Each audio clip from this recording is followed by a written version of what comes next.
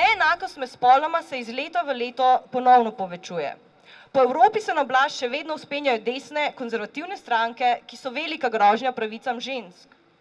Poniževalen in zaničevalen odnos do žensk, migrantov in migrantk, LGBT skupnosti in ostalih ranljivih skupin postaja legitimna politična linija. Dovolj imamo!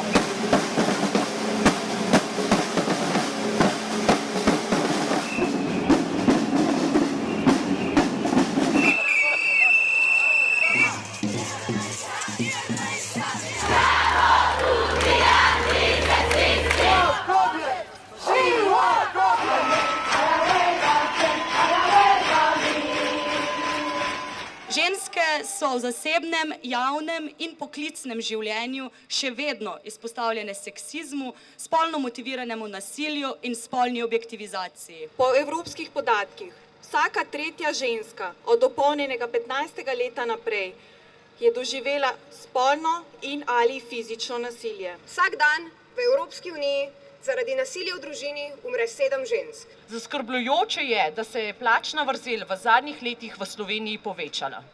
Na splošno so ženske v Evropski uniji v letu 2016 v povprečju zaslužile 16,2% manj kot moški. Reševanje teh problemov ne sme temeljiti samo na izoliranih projektih in akcijah ozaveščanja. Resnična enakost žensk mora biti vključena v vsa področja družbenega življenja. Delavke, prekarke, brezposelne, mlade in upokojenke tako danes pozivamo, da se še naprej vztrajno in skupaj borimo za solidarnost, pravičnost in enakost. Skrajni čas je, da ženske stopimo skupaj, zahtevamo in se borimo za to, kar nam pripada.